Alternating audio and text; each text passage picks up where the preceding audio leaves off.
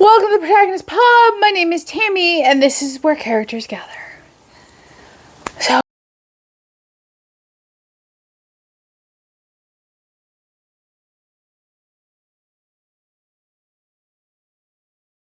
we've successfully made it through Bookmas. It is time to talk about the pile of possibilities for January. I must admit, I'm excited looking at it. I have 2 chonkers and a bunch of easies. And admittedly, I am filming this in late November.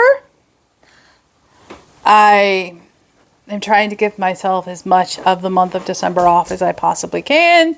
Thus, I am pre-filming this wicked early. So, things may have changed by the time this video gets published. But, that being said, without further ado, let's talk about it. So, January 1st comes along, new year, new start. I am starting with the Silmarillion by Tolkien. I may not pick this up January 1st. I know Dave will be working from home that day, and it's always crazy, but as soon as that first day he's in the office, I will be reading this. I will set aside time. I think the plan for me is to read a chapter or 2 a day throughout the month of January. This will take some time. It is a you need to think book versus sit down and, lose yourself and blow through it. It's not long, but it is dense and it's filled with lore that I think for my brain is necessary. So according to this, there are 45 chapters. Nope, sorry, those are illustrations. There are 24 chapters and a section on the Rings of Power at the end. So, a chapter a day is not an unreasonable expectation for this book. And thus begins the year of Tolkien. So the next dense book is the prequel to The Pillars of the Earth. This is In the Evening and the Morning by Ken Follett. This is Viking Age. I'm so looking forward to this. My brain keeps, trying to get me to grab it early and start it and absorb it and just lose myself. So, this is probably the most likely cheat before January. We shall see how December progresses. Yeah. So, the next 3 are all what I would call palate cleansers. They are standalone. So, first up, these were all birthday books, by the way. So was the Ken Follett. First up will be Digging Up Daisy by Lynn. This is a new to me author. This is a cozy mystery set in Maine, I believe. Yep. And Maine is by far my favorite state on the East Coast. And this will be a good summertime feeling read when it can be, chilly in Texas in January in the dead of winter. So I am looking forward to it. I am deeply appreciative of the garden shovel at every chapter heading, because January is also the finalization month for garden plans. So that's eerily appropriate. And the next 2 are part of the same series, but it is a series of standalone books. That is the Doors to the Past series. And I don't know if they are listed in either book, like the order they came out in. Does not appear so. They both came out in 2021. So the first book is by Pepper Basham, who you all know I love. This is Hope Between the Pages.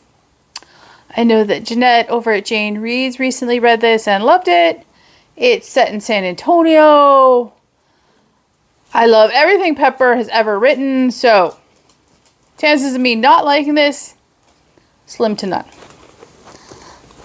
The next is a new to me author. It is The Lady in Residence by Allison Pittman. And for this, I'll read you the back. Can a legacy of sadness be broken at the Menager Hotel? Young widow Hedda Kraus checks into the Menager Hotel in 1915 with a trunk full of dresses, a case full of jewels, and enough cash to pay for a 2-month stay, which she hopes will be long enough to meet, charm, and attach herself to a new, rich husband. Her plans are derailed when a ghostly apparition lures her into a long, dark hallway, and Hedda returns to her room to find her precious jewelry has been stolen. All her hopes for the future seem lost as her sanity comes into question. In 2017, Deanie Blackstone is a 5th-generation magician who performs at private parties, but also gives ghost walk tours, narrating the more tragic historical events of San Antonio with familial affection.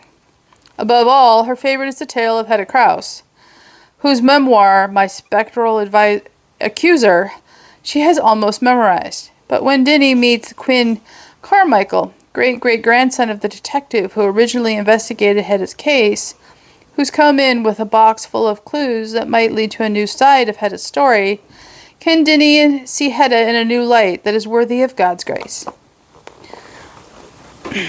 Both of these are dual timeline, Christian, historical romances. I know there are more books in this series. It appears they are all set in San Antonio, or at least these two are. I am so looking forward to these. They're short, easy reads. They will be palate cleansers when I need something to break up heavy text. So they're perfect for that. I'm sure there will be more stuff that comes out that I need to read in January, but as of right now, that is the January pile of possibilities. It is short, it is sweet, it is dense, and that's okay. And this is just a friendly reminder that it is anticipated that I am moving to bi-weekly videos instead of weekly video updates. I need... So, moving to bi-weekly video updates over what I read with the anticipation of reading longer books throughout 2024. I need some breathing room between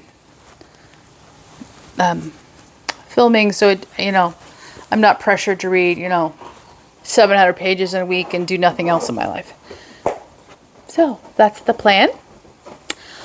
What are you planning to read in January? Do you have any New Year's promises to yourself you're planning on keeping? Leave a comment down below, like and subscribe, and I will see you here next time at the Protagonist Pub.